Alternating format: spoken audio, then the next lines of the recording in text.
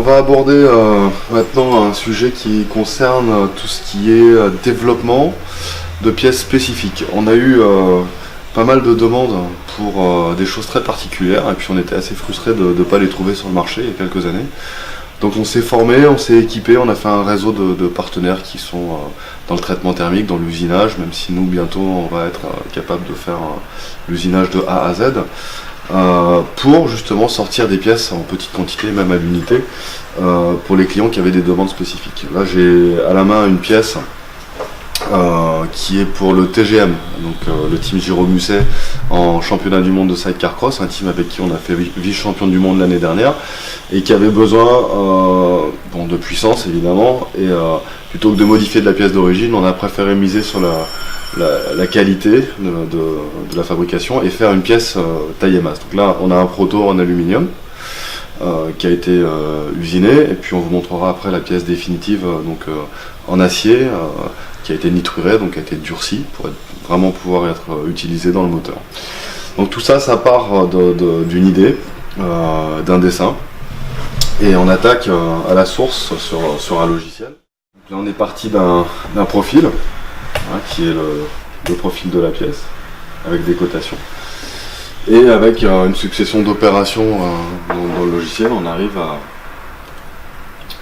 la pièce définitive, qui est là. Donc ça représente une dizaine d'heures de dessin à peu près. Et on sort un fichier qui va être compatible avec un autre logiciel qui va simuler l'usinage et qui va pouvoir, avec la machine, converser et nous sortir la pièce qu'on voulait. Donc là vous avez la pièce proto et on a la pièce terminée ici qui est nitrurée, qui est durcie, qui est prête à être montée en fait dans le moteur. Il nous reste plus qu'à rentrer des plots d'équilibrage. Alors là l'avantage c'est comme on fait de la conception, on a fait un équilibrage mais dans le logiciel, on n'a pas besoin de le mesurer au préalable. On sait qu'en mettant des plots ici d'un métal lourd, on va arriver à avoir un équilibrage qui est bon, même on va quand même le contrôler. Donc voilà, un exemple de pièce qui sort de chez nous et qui va rouler cette année en championnat du monde. Après, développement, ça peut concerner pas mal d'autres choses. On va pas s'étendre sur le sujet, mais ce serait trop long. Mais le principal, c'est de comprendre que quand on veut faire une pièce, quand on veut vraiment produire quelque chose, il y a des solutions qui existent pour des coûts raisonnables, qui partent de l'étude, du dessin, de l'usinage, du test dans le moteur et sur des délais relativement courts, par exemple sur des périodes hivernales entre les courses. On arrive à faire tout ce processus et à obtenir des résultats. Et ensuite, c'est de là que part en fait la commercialisation de nos pièces détachées pour la clientèle publique, grâce à des clients particuliers ou des teams privés avec qui on a des accords qui nous font développer des technologies et qu'on met ensuite à la disposition du grand public. Donc c'est un peu aussi une force qu'on a, parce qu'il y a quand même pas mal de gens dans le milieu international, je ne vais pas citer de nom, mais qui vont avoir des motos qui craquent de folie dans les championnats à haut niveau et qui vont profiter de cette image pour vendre des produits qui ne sont pas forcément les produits similaires en fait au public. Alors que nous, on a une gamme et cette gamme c'est la même pour tout le monde. Donc voilà, j'espère que ça vous a plu et peut-être que ça rendra certains curieux et d'aller voir certaines vidéos sur YouTube aussi dans l'usinage, vous verrez, il y a des choses fantastiques. À bientôt. Bon Jérémy, qu'est-ce que tu es en train de faire là? Je suis en train de polir un vibroquin. D'accord.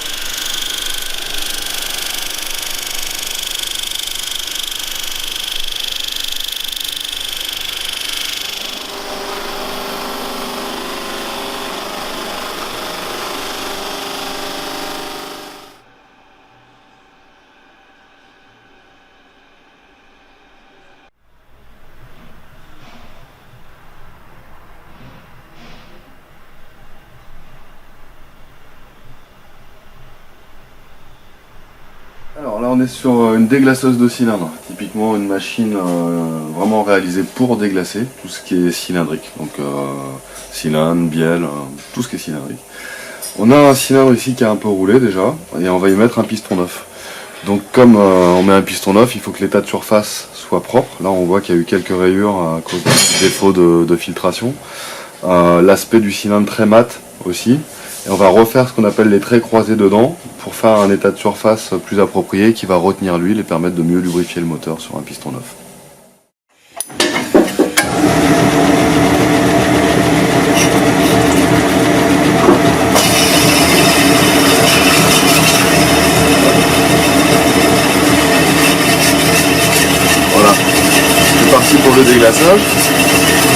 pierre balaye la surface.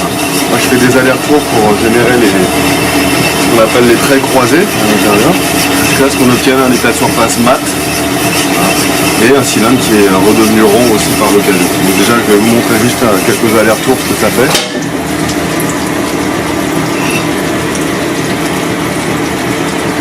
Déjà là je crois que c'est difficile de reconnaître le cylindre par rapport à avant.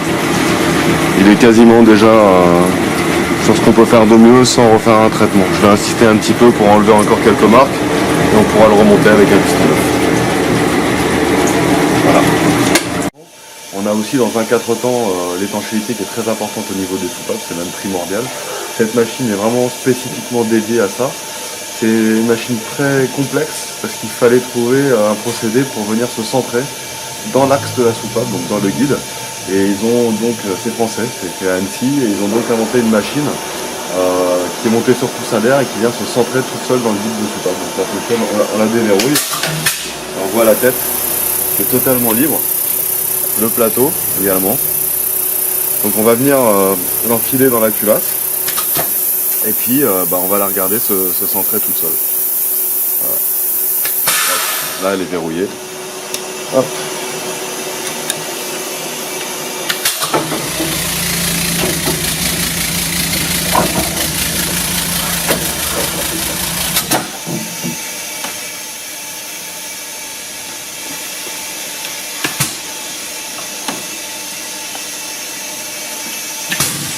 Voilà. Voilà, maintenant on rentre dans le guide à la place de la soupape. On descend. On va la mettre en rotation légèrement. Et libérer la tête comme tout à l'heure. Vous allez voir, là on la laisse travailler, elle bouge encore, on voit le plateau. Ça se met dans l'axe. Une fois que c'est dans l'axe, on va verrouiller la tête pour plus qu'elle bouge. Et on va se concentrer sur l'état de surface du siège de soupape. Là, l'étanchéité est très mauvaise sur cette culasse. C'est un client qui nous l'a envoyé pour la remettre en condition. On voit clairement que ici, les zones qui sont piquées, c'est pas très propre. Et là, quand on va descendre avec le couteau, on va venir réusiner la portée.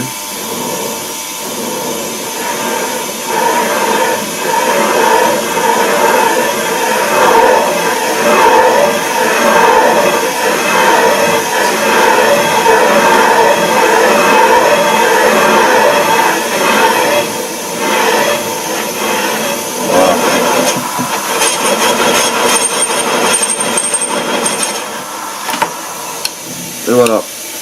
Alors là on est dans un cas de figure un peu différent où ici on voit une zone où il y a eu de la détonation ou des impacts et on a des morceaux de siège qui sont partis. Donc là la rectification ne suffira pas à réparer. Donc ce qu'on va faire c'est qu'on va venir enlever totalement le siège de soupape d'origine. Et comme c'est une culasse qui est destinée à la compétition, on va en profiter pour mettre un matériau qui est meilleur. C'est ça. C'est du beryllium. Donc là à l'état quasi brut. Et on va refaire une bague autour qu'on va venir fréter, c'est-à-dire insérer avec du serrage dans la culasse ici, et revenir couper les angles pour repositionner la soupape sur sa surface d'étanchéité. C'est encore une autre opération un peu plus élaborée, mais qu'on fait toujours avec cette machine et qu'on propose aussi à nos clients.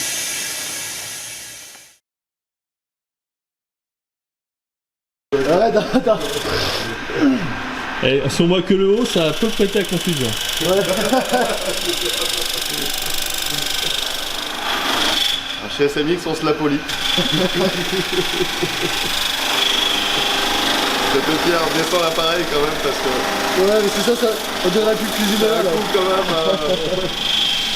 Ouais, il travaille vraiment en fait, hein, c'est pas une connerie.